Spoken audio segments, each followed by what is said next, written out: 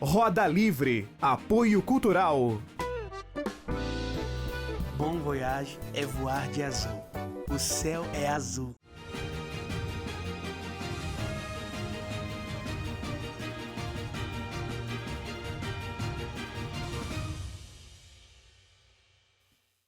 Olá, seja bem-vindo ao nosso Roda Livre. Hoje recebendo o presidente da Brinquedos Estrela, Carlos Tilkem. Alegria em recebê-lo, Carlos. Muito obrigado, prazer estar aqui com vocês. O nosso entrevistado de hoje é formado em administração de empresas pela Fundação Getúlio Vargas. Logo depois que se formou, passou num programa trainee da GC Lever, hoje Unilever, trabalhou lá durante 17 anos, passou por diversas divisões do grupo, sempre atuando na área de vendas e marketing. Depois de 17 anos, o senhor teve oportunidade de seguir uma carreira internacional, mas optou por participar da reestruturação da Estrela Brinquedos. E entrou lá no final de 93, se não me engano. Presidente, a Brinquedos Estrela, se não me engano, vai completar 85 anos, faz parte da memória afetiva dos brasileiros, faz parte ativa da nossa infância. Conta um pouco dessa história de sucesso da Estrela. Bom, a Estrela está completando, na verdade, 86 anos. 86. Ela foi praticamente uma das primeiras indústrias organizadas de brinquedo aqui no Brasil. Foi fundada por imigrantes judeus alemães que vieram ao Brasil e começaram a trabalhar com bonecas de pano, né? E aí, logo depois, partiram para o processo de brinquedos de madeira. O Brasil sempre foi um grande produtor de brinquedos de madeira e acompanharam todo o ciclo de desenvolvimento industrial no Brasil. Então, depois veio o segmento de plástico e aí começaram a surgir as primeiras bonecas e brinquedos. E o plástico, a gente fala de 3 áreas, que é a injeção, o sopro e também vinil. Então, com isso, ampliou toda a linha de produtos da Estrela. Foi uma das primeiras empresas brasileiras a abrir capital. E como o mercado de brinquedos no Brasil era fechado, era proibido importar, a Estrela, pelo seu padrão de qualidade, por ser uma empresa de capital aberto, ter auditoria externa, ela acabou agregando dentro dela produtos não só os próprios, mas também das grandes empresas internacionais, americanas e europeias, que nunca tiveram perfil para vir ao Brasil, abrir suas unidades industriais. Então, elas preferiam estar aqui junto, através da Estrela, e isso fez com que, ao longo dos anos, a Estrela se tornasse a maior empresa de brinquedos da América Latina. No início dos anos 90, quando houve a permissão para importação de brinquedos, o senhor optou por ser um parceiro comercial da China e não apenas um concorrente. O senhor passou a selecionar fornecedores e tudo mais. Como é que foi essa transição? Foi traumática, né? Então, a transição foi traumática porque, como eu falei, no setor de brinquedos era proibido importar brinquedos. E aí, na época, o então presidente Collor, quando ele assume o governo, ele faz aquele processo de abertura quase que imediata da economia, sem que o país tivesse tomado medidas prévias de se organizar na importação.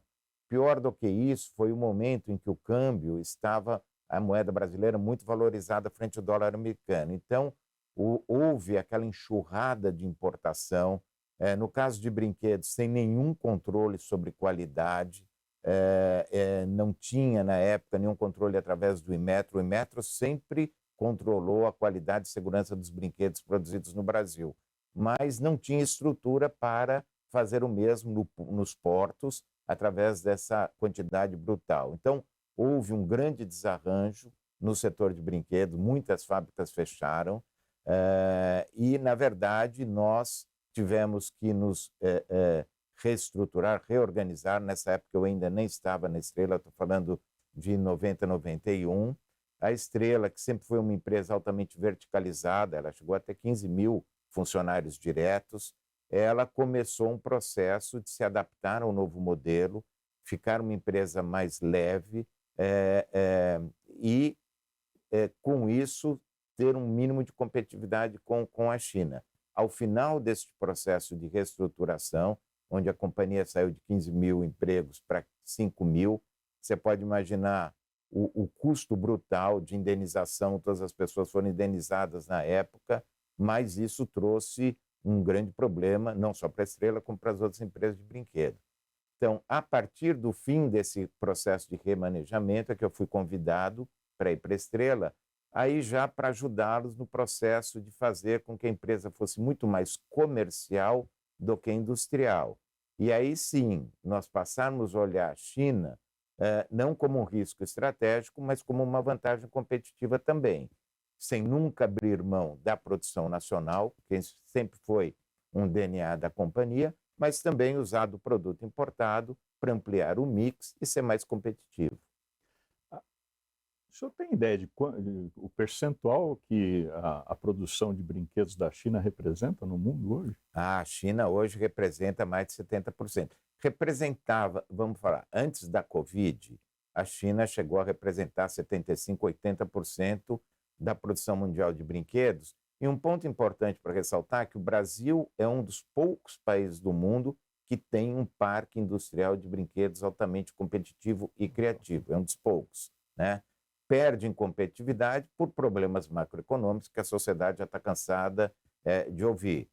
Reforma trabalhista, que nunca vem, alto custo de juros, que todo mundo discute quase que diariamente, o fato de você estar pagando imposto sobre geração de emprego, que também o Brasil é um dos poucos países que faz, enfim.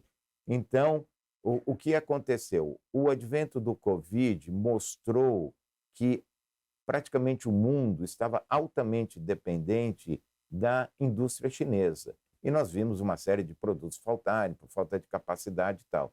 No caso de brinquedos, o que acabou acontecendo é um processo de procura por outros países. Então, muitas indústrias que antes produziam na China, hoje estão no Vietnã, estão nas Filipinas, Indonésia, na própria Índia, e o Brasil, se não acordar, vai perder essa janela de oportunidade, porque parte desta produção poderia vir para o Brasil, já que nós temos fábrica, temos técnica, temos capacidade, mas o que nos tira a competitividade são esses elementos macroeconômicos que nós estamos tantos anos discutindo com o governo.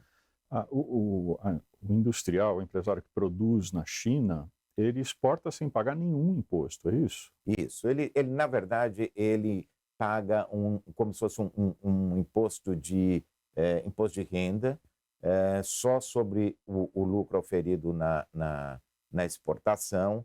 O problema da China também, problema para nós, né? Para eles é uma vantagem competitiva. O câmbio da China é muito desvalorizado, o do yuan, em relação ao dólar, o que faz com que o produto chinês em dólar fique artificialmente mais barato, enquanto que nós aqui estamos no processo exatamente o contrário. Nossa moeda é muito desvalorizada, então o produto chinês chega muito barato aqui. Então, essa conjunção de um país que efetivamente definiu uma política de desenvolvimento industrial, um país que desonera totalmente a produção, que não cobra impostos sobre a produção, e que tem uma série de incentivos de investimento em infraestrutura. Se você vai e visita os portos na China, é uma coisa impressionante. Trabalham 24 horas por dia, 7 dias por semana, totalmente automatizado. Isso vai fazendo com que eles tenham uma vantagem competitiva em termos de exportação que nos impede de competir diretamente com eles. Tem uma feira de brinquedos famosa em Hong Kong. O senhor participa todos os anos? Participamos, isso. Na verdade, você tem algumas feiras importantes no mundo, né? Você tem a feira de Hong Kong, que ela ocorre em outubro e janeiro. A grande feira é janeiro, mas para as indústrias que querem importar, a de outubro é mais importante, para dar tempo de você tomar a decisão de importação, iniciar todo o processo. A gente sempre tem que lembrar que o Ano Novo Chinês é um momento muito importante para eles, então praticamente todas as fábricas param por 2 a 3 semanas e é móvel, então sempre ocorre entre o final de janeiro e início de fevereiro. Então, o que eu estou dizendo, se você deixar para tomar sua decisão em janeiro, provavelmente a sua compra só vai ser produzida a partir de março, o que faz com que o lead time para chegar aqui no Brasil comece a ficar apertado. Então, Hong Kong, outubro e janeiro, tem a feira europeia mais importante, que é de Nuremberg, na Alemanha, que é no início de fevereiro, e agora, também pós-Covid, em função do fechamento durante tantos anos da China, em função de uma série de outros fatores de custo, tem surgido uma feira internacional em Los Angeles, que começa a fazer o papel de substituição ou uma alternativa para a feira de Hong Kong. Então, enfim, existem feiras internacionais, a gente sempre participa, é muito importante você saber o que está acontecendo no mundo, para que a gente possa também pautar o desenvolvimento da nossa coleção dentro dessas novas tendências. O senhor vai para a China com que frequência? Eu ia antes do Covid, ia no mínimo com duas vezes ao ano. No catálogo de produtos aliás, quantos produtos tem no catálogo da Estrela? Esse ano nós devemos estar com aproximadamente 280 produtos. Todo ano tem uma variação, né? É grande essa... Então, essa é uma característica. Como nós trabalhamos com criança e a criança gosta de novidade, em geral, nós renovamos em torno de 30% da nossa coleção a cada ano, o que significaria, se fosse um processo linear, quase um brinquedo novo por dia. Então, isso exige da nossa empresa todo um trabalho de criação, desenvolvimento. Nós ainda estamos no modelo de que praticamente 90% do nosso faturamento ela vem através de produtos produzidos no Brasil. A gente importa produtos acabados, mais como um complemento de linha, mas isso exige todo um processo de desenvolvimento muito grande. São muitos lançamentos todo ano. Do catálogo da Estrela, então, que percentual que é produzido no Brasil e que percentual que é... Neste ano, nós estamos praticamente 90% produzido no Brasil, bastante. 10% importado. É Nós somos uma empresa que temos 3 unidades industriais aqui no Brasil, então uma no interior do estado de São Paulo, em Itapira, outra no interior de Minas Gerais, Três Pontas, que é próximo de Varginha, e uma terceira em Sergipe, em Ribeirópolis. Então, nossa empresa tem um DNA de produção nacional, desenvolvimento, de usar toda a inteligência nacional para a criação e desenvolvimento de brinquedos, mas existem alguns segmentos que o Brasil não é competitivo, por causa de custos, por exemplo, componentes eletrônicos, chips. Então, muitas vezes, a gente complementa a linha através de produtos importados prontos. No passado, vocês tiveram uma unidade fabril em Manaus, se não me engano, em São Paulo, é isso? Manaus não compensava? Porque lá tem incentivo fiscal. Isso, mas Manaus, a Zona Franca de Manaus é um projeto muito interessante, porque é uma alternativa para você gerar emprego e afastar as pessoas, né, do processo de desmatamento, enfim, de utilização de forma irregular da floresta. No nosso caso, não funcionou por 2 razões básicas. Primeiro, porque o preço médio do brinquedo ele é relativamente barato e o brinquedo ele é volumoso. Então, como o mercado consumidor é o Sudeste, o custo para você trazer a mercadoria de Manaus até o Sudeste, comparado com o preço dele, o custo do frete era significativamente alto, aliado ao fato do Brasil, historicamente, ter um custo financeiro absurdo, e isso fazia com que o capital de giro envolvido entre os 14, 15 dias, dependendo da seca do rio, demorava, naquela época, quase 20 dias para o produto chegar aqui. E isso era custo financeiro envolvido. Então, nós fechamos a fábrica porque não era competitivo. Acho que Manaus é altamente competitivo para produtos de valor agregado, mais alto, né? Nós vamos precisar fazer um rápido intervalo e, na sequência, nós voltamos. Vamos falar dos brinquedos, claro. Na sequência, nós voltamos com o nosso Roda Livre.